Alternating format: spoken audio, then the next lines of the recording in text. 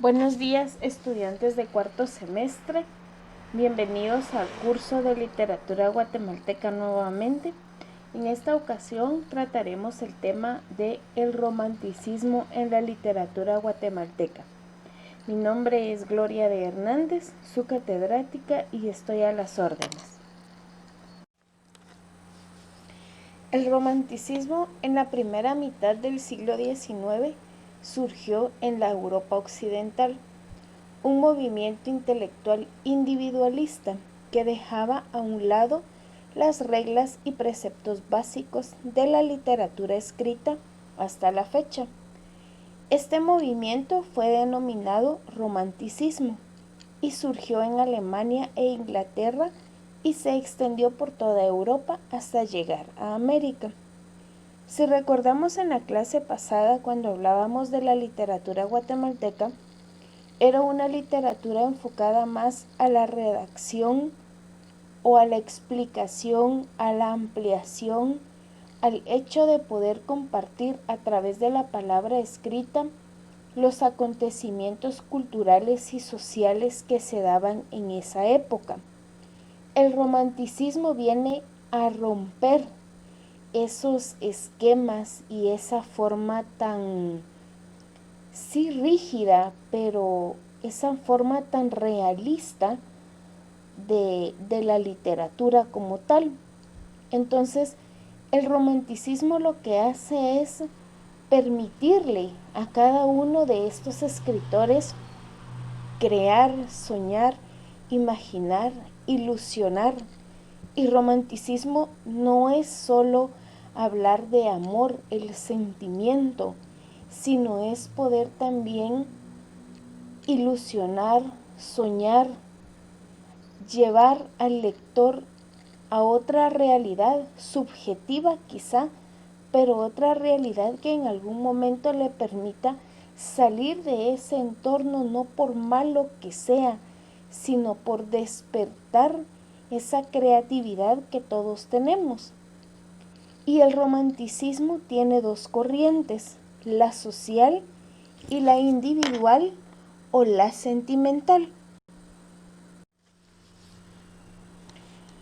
Las características del romanticismo. Como les mencionaba anteriormente, el romanticismo es romper las reglas, la rigidez y los esquemas de una literatura demasiado realista hasta ese momento, por lo que obviamente una de las características principales es la originalidad. Predomina la imaginación, la sensibilidad romántica, pero como no todo es en torno al amor en la literatura del romanticismo, también una de las características es rendirle culto a la naturaleza, en donde Dios, en esa creación perfecta e inexplicable, se manifiesta a través de ella. La obra de arte literata es producto de la imaginación y no está sujeta ni a reglas ni a estereotipos sociales o realidades del entorno. A la mujer se le considera un ser especial fuera del alcance del ser humano. Esto es porque en su mayoría los literatos eran masculinos, entonces cuando la literatura del romanticismo se enfocaba en el amor, obviamente era dirigido al sexo femenino esta literatura. El yo es el centro del mundo. Eso es algo bien importante. La literatura del romanticismo era una literatura individual, entonces le permitía al literato ser él mismo y crear su propio mundo, en donde él era el protagonista, no porque sus poemas o su literatura hablara de él, pero era su imaginación, sus sentimientos, lo que él sin ninguna regla quería expresar. Esto daba lugar obviamente al egocentrismo.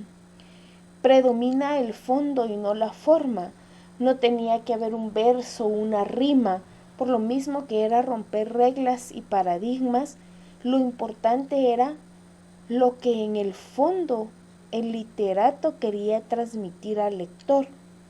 llega a todos en forma de una literatura popular, folclórica y nacional. Cuando se dice romántico, se dice poeta.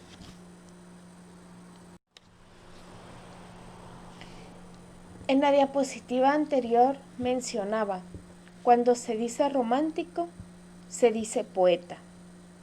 Entonces hablemos de los poemas. Y dentro de esto hay un cuadro general de cómo pueden ser los poemas.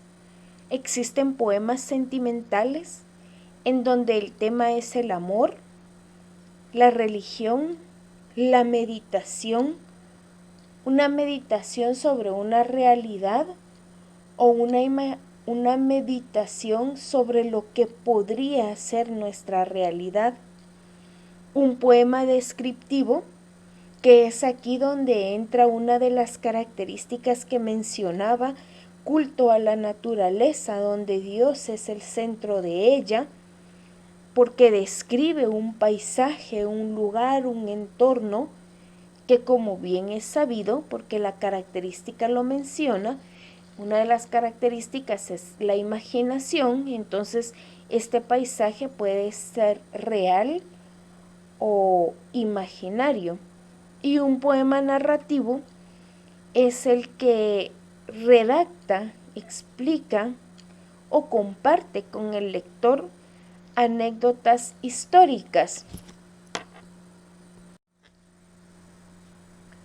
En 1840, cuando este género empezó a desarrollarse en Guatemala, por supuesto que tuvimos literatos guatemaltecos que sobresalieron en esta rama o en esta época de la literatura.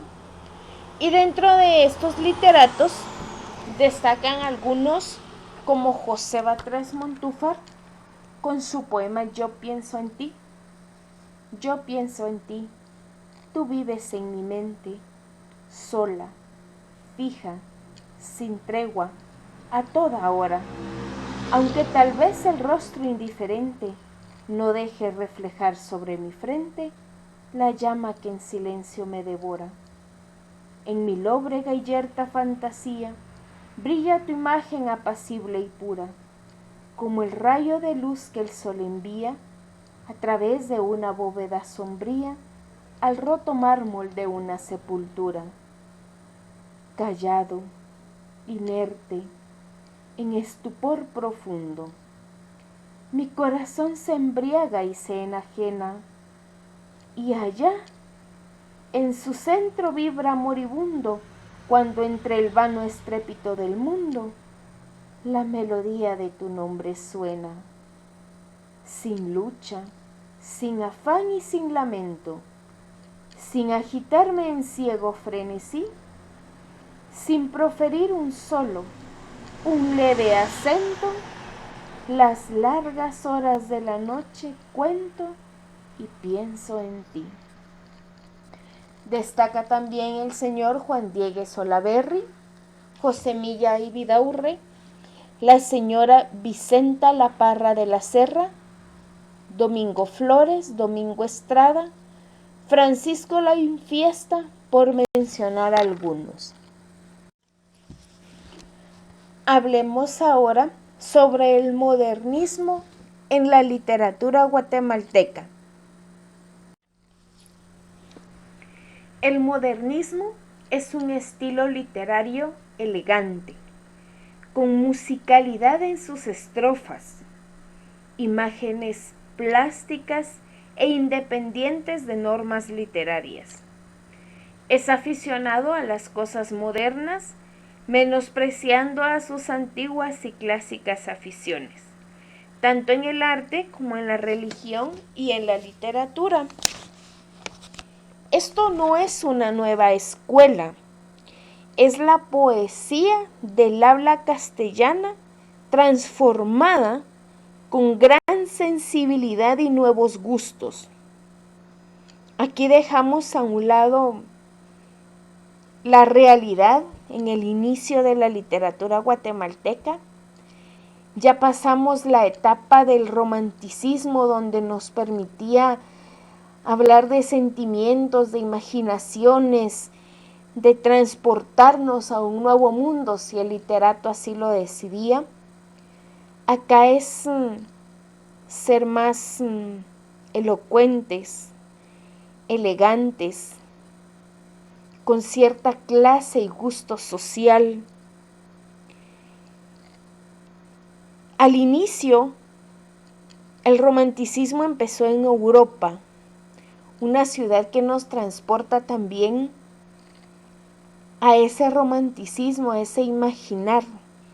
En cambio, el modernismo es América, es despertar esa sensibilidad literaria con las múltiples razas, culturas, descendencias, historias, anécdotas que nos permiten dar ese brinco de lo clásico a lo moderno, como pasar de un Nokia a un iPhone, por ejemplo. Eso es el modernismo, en donde América es el auge y la parte importante de este proceso o de esta etapa de la literatura. Ofreció dos etapas que se unen en características generales, pero se diferencian en ciertos aspectos. Estas dos etapas son la preciosista y la mundovista.